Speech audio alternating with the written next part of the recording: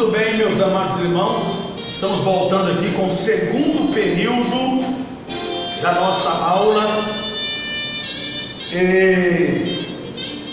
Nós estamos na página de número 16 e estamos falando aqui sobre as 7 dispensações que nós terminamos aqui na primeira aula, falando sobre a 7ª dispensação, que é a dispensação do milênio, conhecida também como dispensação milenar. Então, por falar em dispensação, é o seguinte: nos períodos, página de número 17,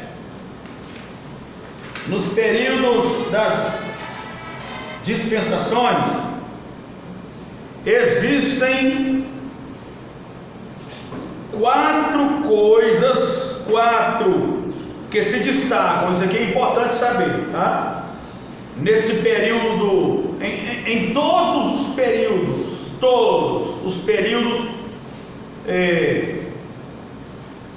de dispensação, existem coisas que se destacam. E nesses períodos aí, nós temos 4 coisas que se destacam. Primeira, Deus se revela ao homem. E a segunda, não ainda na primeira aqui, Deus se revela ao homem. Algumas normas são abolidas e outras continuam, e outras são acrescentadas. Então, Deus se revela ao homem e ele vai abolir algumas normas, outras vão continuar e outras vão ser acrescentadas. Segunda coisa que se destaca: há uma pessoa que se sobressai. Deus sempre tem os seus remanescentes. Então, a humanidade termina a dispensação totalmente defasada, mas Deus sempre preserva um. Sempre existe um que sobressai, como foi lá no dilúvio.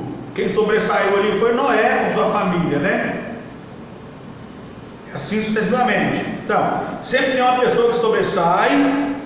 Por exemplo, vamos ver aqui o exemplo aqui. Moisés, ele sobressaiu. Noé, Adão. Então, são os exemplos das pessoas que sobressaem na dispensação, no final da dispensação. Em terceiro lugar, há um acontecimento que se destaca. Por exemplo, a entrega da lei. Na dispensação mosaica, que se destacou ali foi a entrega da lei. Na dispensação, em quarto lugar, na dispensação aqui da graça, o que se destacou? A descida do Espírito Santo. Amém? Agora vamos passar mais as nossas páginas. Vamos para a página de número 20. O que havia antes de Gênesis 1? O que havia antes de Gênesis 1? Versículo 1. Antes da criação do mundo, em Gênesis 1, versículo 1, houve uma manifestação de amor entre Deus Pai e Deus Filho. Este amor é o amor ágape. Neste passado cheio de mistérios, havia a unidade e a eterna comunhão do Verbo de Deus, o qual muito mais tarde se encarnou. O Senhor Está escrito lá em Provérbios 8, 22 a 26: o Senhor me possuiu no princípio de seus caminhos, e antes de suas obras mais antigas. Ainda ele não tinha feito a terra, nem os campos, nem sequer o princípio do pó do mundo.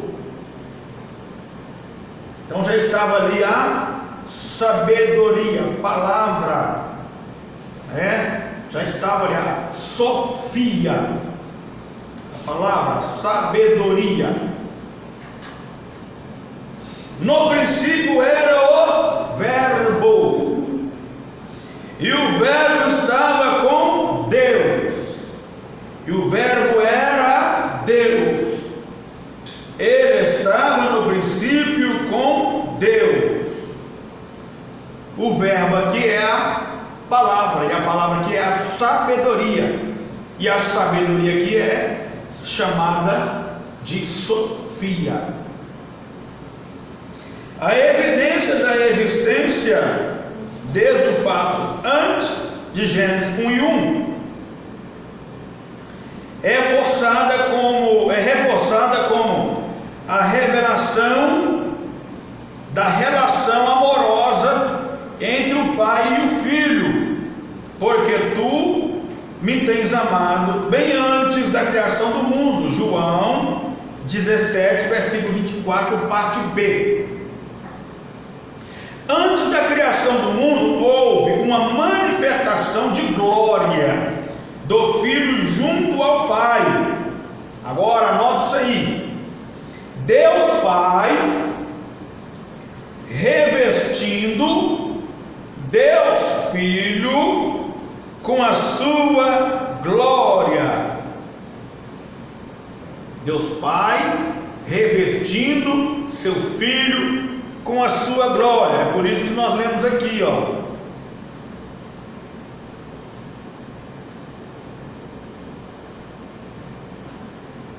Então vamos estar lendo isso aqui um pouquinho mais para baixo aqui, E agora glorifica-me tu, ó Pai, junto a ti mesmo, com aquela glória que tinha contigo antes. Está vendo? Antes que o mundo existisse. João 17, versículo 5. Tudo bem até aí? Vamos passar bastante páginas. Página de número 43. Falta menos de 10 para terminar a apostila. Vamos falar sobre os livros apócrifos.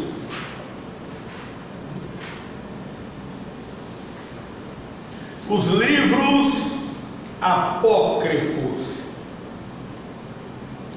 Além dos livros canônicos, existem os chamados livros deuteronômicos. Deuterocanônimos. Gente, é tanta palavra comprida e difícil que a gente acaba errando alguma coisa aqui, passando por cima, né? Vamos de novo. Além dos livros canônicos, existem os chamados livros deuterocanônimos, ou seja, a palavra certa é deuterocanônicos. Repetindo aqui porque é um palavrão mesmo. Ou seja, os livros do segundo cânon, que foi o cânon aprovado pela Igreja Romana no Concílio de Trento, no ano de 1545 a 1563. Até hoje, seguido pelos católicos, na Bíblia de edição católico romano, O total de livros é de 73. A Bíblia Católica tem 73 livros. São 7 livros a mais. 7 livros apócrifos. Esses livros acrescentados lá é chamado de livros apócrifos. Além de 4 acréscimos ou apêndices ou a livros canônicos, num total de 11 escritos apócrifos. Existem 14 escritos apócrifos, sendo 10 livros e 4 acréscimos. Página de número 45. As línguas originais da Bíblia.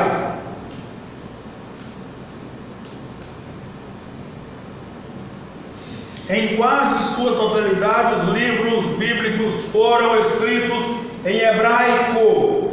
Guarda isso.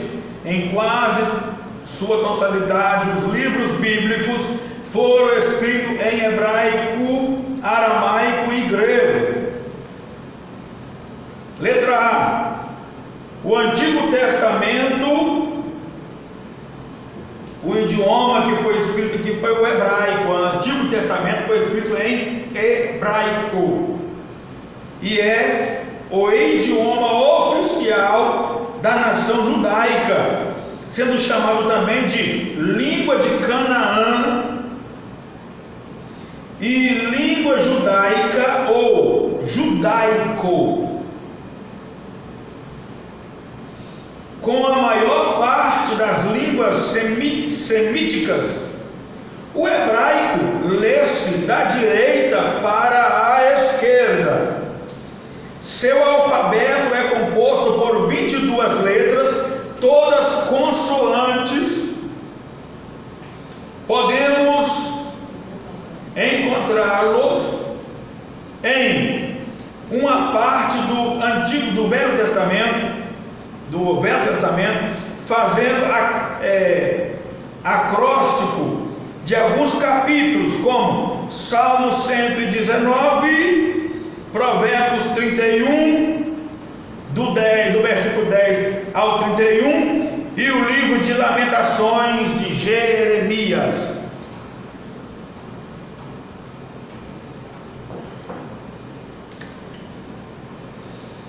Muito bem?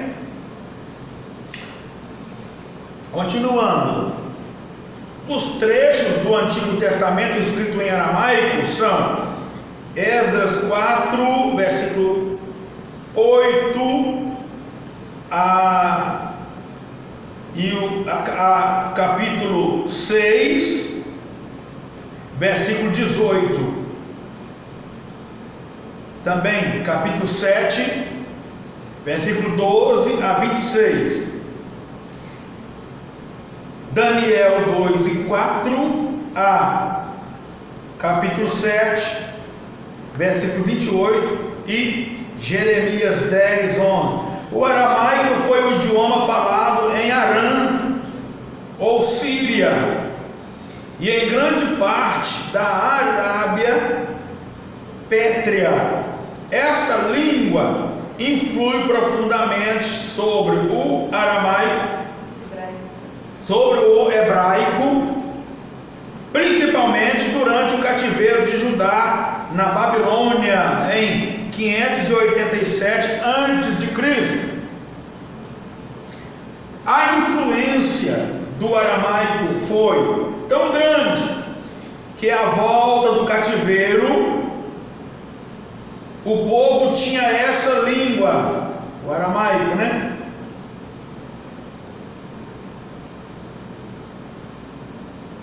O povo tinha esta língua. Me perdi aqui, mas vamos achar. A afluência do aramaico foi tão grande que à volta do cativeiro o povo tinha essa língua como vernácula. Por isso, quando Esdras leu as escrituras em público, precisou conheciam bem o hebraico. No Novo Testamento, o aramaico já era bem conhecido e foi a língua mais usada por Jesus e seus discípulos. Jesus conhecia também o hebraico, pois leu as Escrituras escritas nesta língua, página de número 46. Letra B. O Novo Testamento foi escrito em grego. Guarda isso. O Novo Testamento foi escrito em grego. Existem dúvidas sobre o livro de Mateus, que alguns eruditos dizem ter sido escrito em aramaico. O grego no Novo Testamento não é a língua erudita, mas uma versão popular chamada de koiné. O grego é uma língua muito precisa e das línguas bíblicas é a que mais se conhece por estar mais aproximada de nós, mais próxima de nós. Nos tempos bíblicos era uma língua de compreensão universal, devido à expansão do Império da Grécia sob domínio de Alexandre no ano 336 antes de Cristo. Segundo parágrafo. Nos dias de Jesus, o grego era falado adequadamente e a tradução da Septuaginta, versão do hebraico para o grego, era lido constantemente pelos judeus liberais. Por ocasião do ministério terreno de Cristo, a língua sagrada dos judeus era o hebraico, a falada era o aramaico e a língua oficial o latim, e existia uma língua universal que era o grego. Vamos falar um pouquinho sobre a tradução da Bíblia. O ponto 1. As duas versões universalmente conhecidas são a Septuaginta, versão mais antiga dos originais da Sagrada Escritura. A comunidade judaica que habitava em Alexandria, no Egito, falava expressamente o idioma grego, com necessidade de uma versão grega dos livros judaicos. O rei Ptolomeu Filadelfo II, em 285 a 246 a.C., sugeriu a Demétrio, seu bibliotecário, que os livros fossem traduzidos. Então, o sumo sacerdote Eleazar, para satisfazer o rei Ptolomeu, trouxe de Jerusalém 72 tradutores, 6 de cada tribo. Depois de uma grande recepção, ficaram isolados na ilha de Faros e executaram o trabalho em 72 dias. A cronologia dessa tradução data do ano 285 a.C. A cópia mais antiga da Septuaginta encontra-se na Biblioteca do Vaticano, datada de 325 a.C. Então, quando fala aqui Septuaginta, Viu, irmão? A Septuaginta são 70 judeus que reuniram para fazer a tradução da Bíblia do hebraico para o grego. Amém? Então, aqui ponto 2. Vamos falar sobre a Vulgata, nome oriundo do latim que significa vulgo, vulgus, quer dizer popular, popular do povo. Jerônimo de Belém, no ano 324 a 420 antes de Cristo. Não é antes de Cristo aqui, tá? Antes ou depois. Quando tiver aí AD, é antes ou depois. Sabe por que é antes ou depois? Porque não sabe a data certa. Quando sabem a data, eles falam antes de Cristo ou depois de Cristo. Quando vocês acharem escrito no ano 324, qual falou aqui, a 420, AD é antes ou depois. Amém? Eu acho que foi colocado errado, acho que depois mesmo. Tinha que ser DC.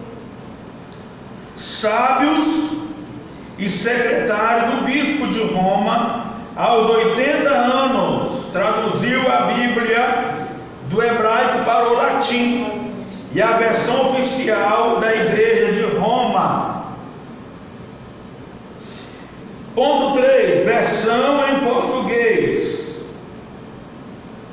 Ponto 3, nós vamos ver a versão em português, que nós não vamos nem ler aqui, tá?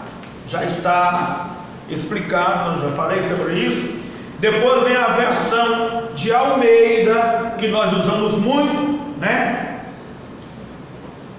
João Ferreira de Almeida foi ministro do Evangelho da Igreja Romana Holandesa em Batávia, então capital da ilha de Java, na Oceania. Versão Almeida. Vamos para o ponto 5. A versão de Figueiredo. O padre Antônio Pereira de Figueiredo, português, levou 17 anos para fazer a tradução da Bíblia para o português, publicando o Novo Testamento em 1781 e o Antigo Testamento em 1790. É uma tradução da Vulgata. Ponto 6. A tradução brasileira começou em 1904 por uma comissão de tradutores, publicou o Novo Testamento em 1910 e o Antigo Testamento em 1917. Ponto 7. A versão de Holden, feita pelo padre brasileiro de Santa Catarina, consta apenas no Novo Testamento, foi publicado em 1935. E por último aqui, o ponto 8, a versão de Matos Soares, também feita por padre brasileiro, a partir da Vulgata. A obra foi concluída em 1932 e publicada em 1946. É a Bíblia popular dos católicos brasileiros. Página de número 49.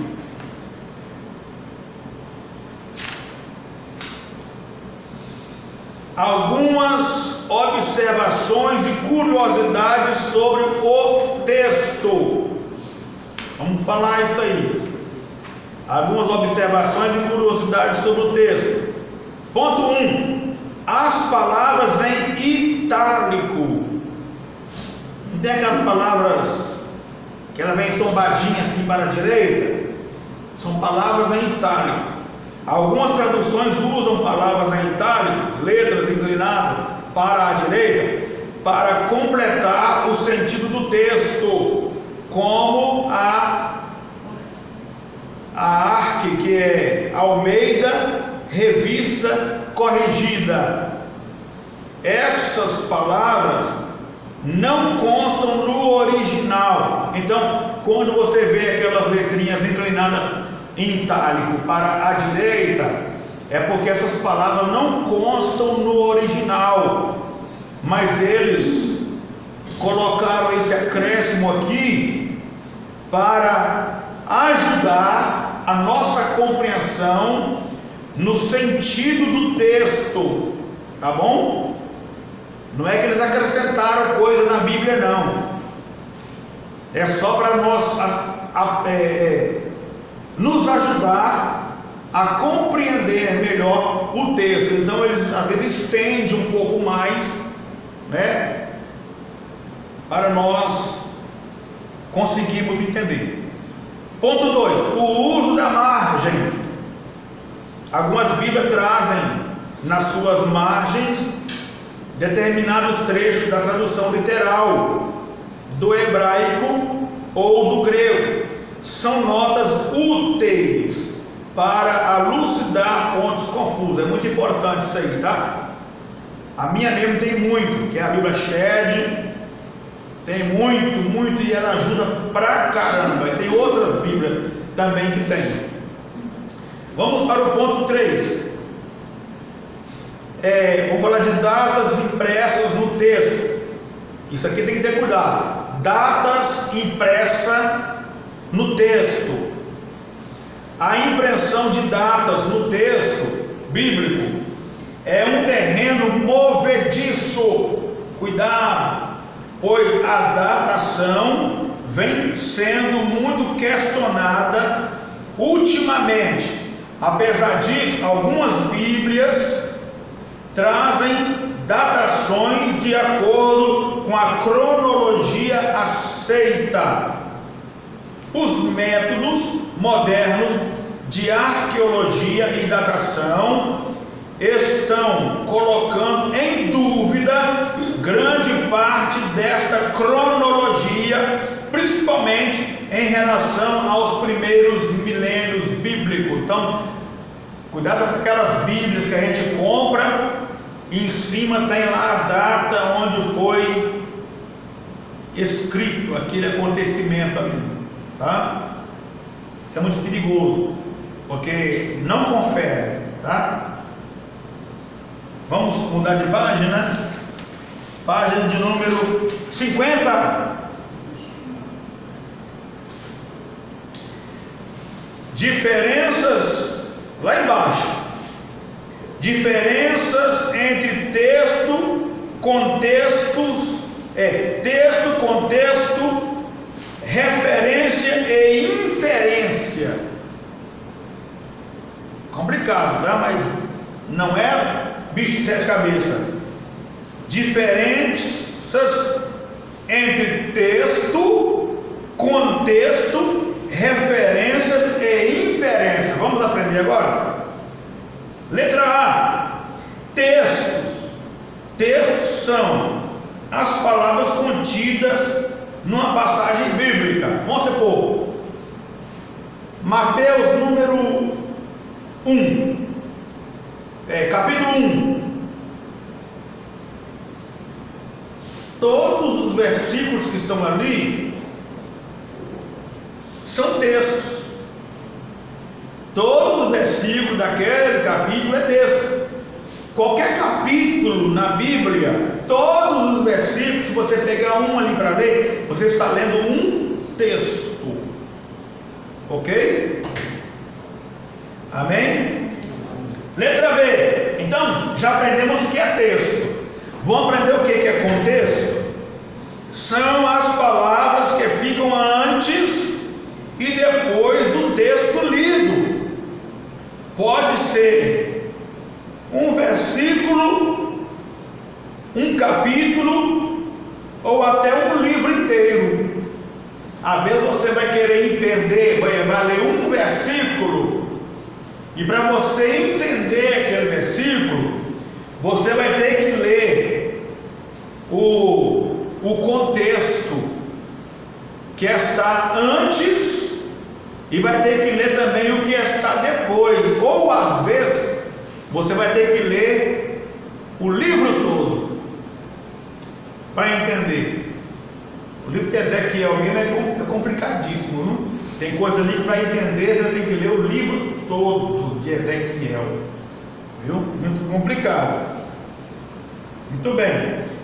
Então já aprendemos o que é texto, o que é contexto. Vamos aprender o que é referência e inferências.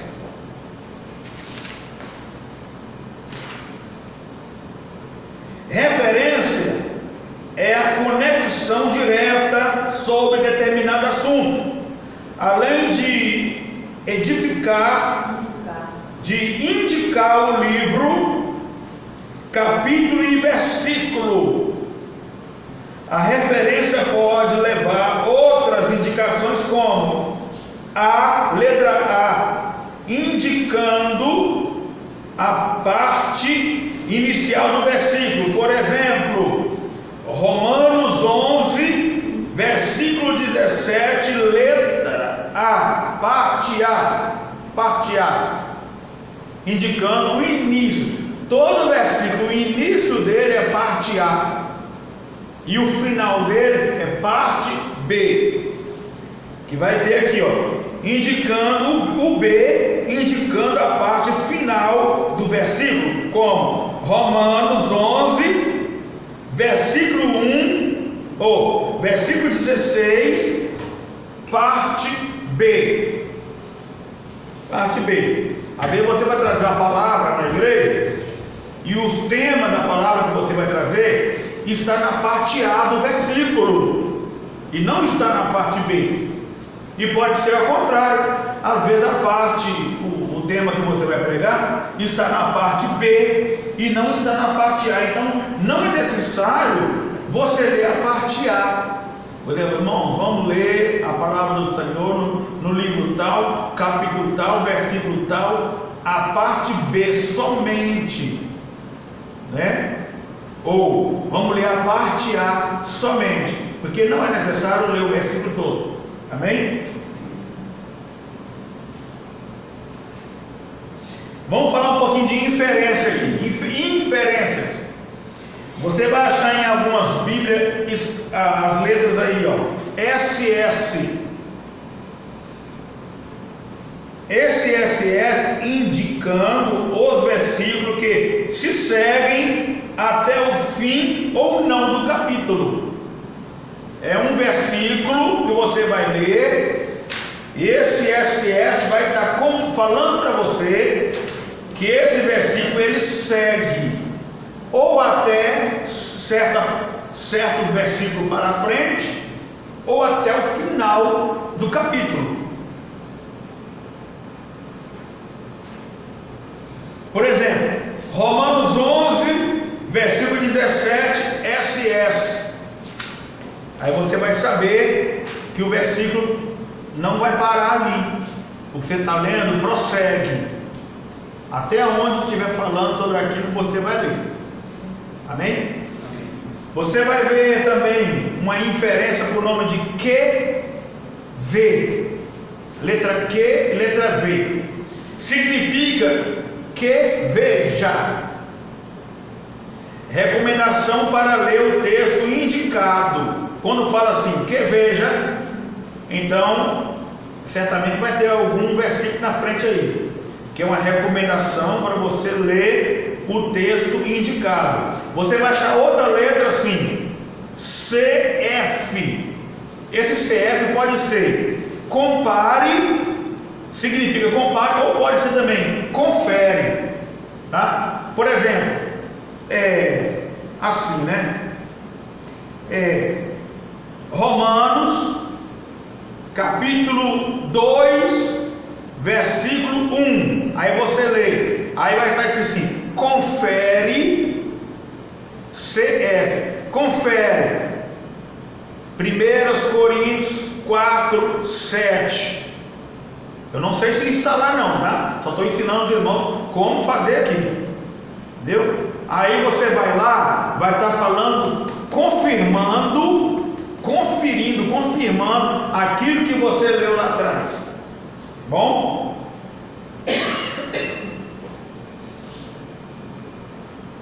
Aí você, na Bíblia Chat tem muito isso aqui, ó, no rodapé. I.E.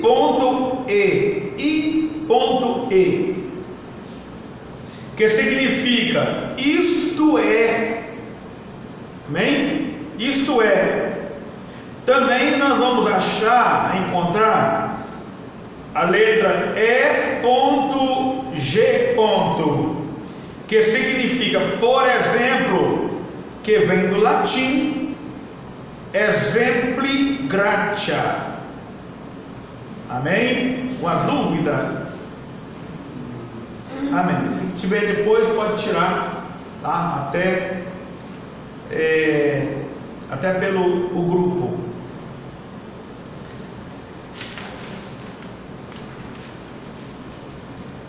Vamos mais algumas particularidades sobre a Bíblia. Letra A. O livro de Esther e Cantares de Salomão não mencionam o nome de Deus. Mas será que Deus não está lá presente? Claro que sim. Porém, a presença divina é inegável nesses livros, especialmente nos episódios milagrosos de Esther. Letra de número D. Letra D.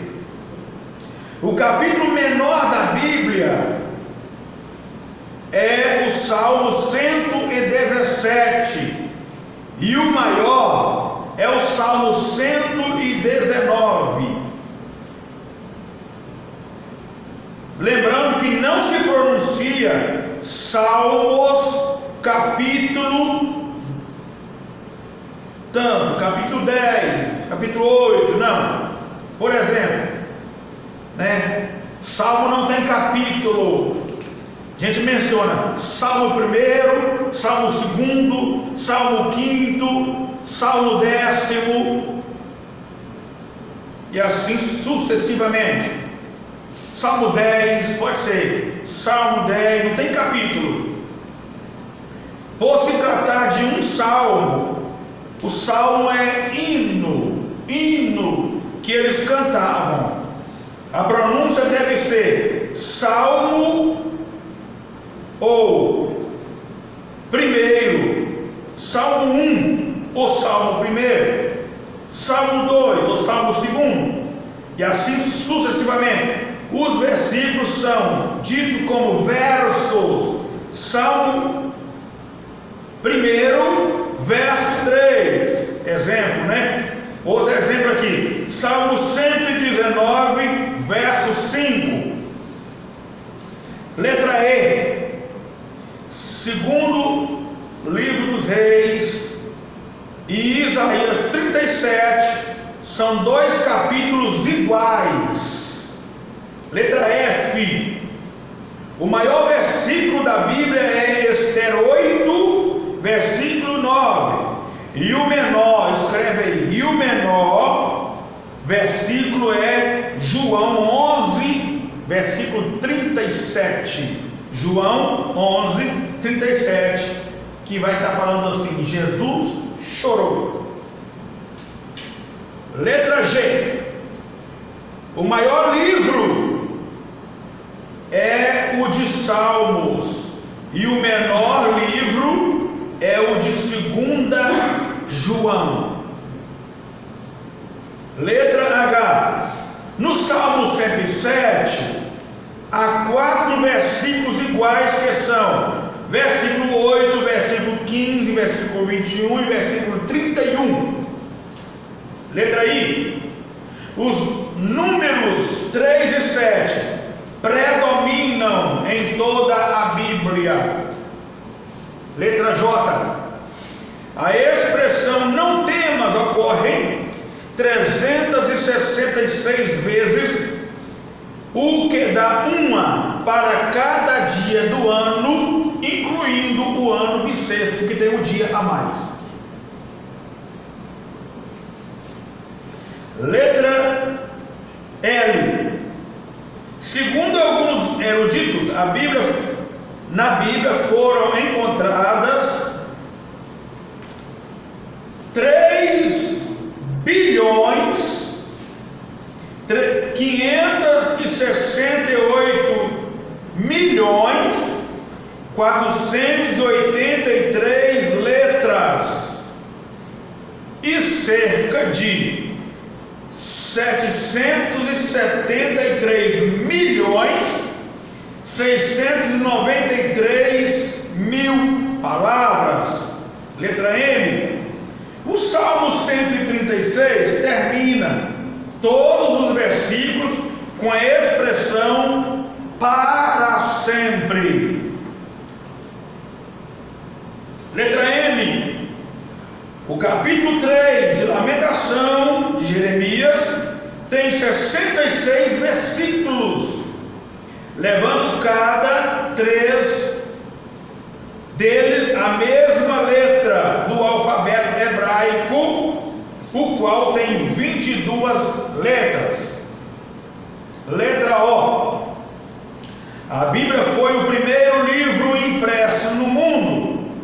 Isso se deu no ano de 1492 em Mainz, na Alemanha, após a invenção do prelo. A Bíblia tem no Antigo Testamento 929 capítulos e 23.214 versículos. No Novo Testamento, a Bíblia contém 260 capítulos e 7.959 versículos. Agora, toda a Bíblia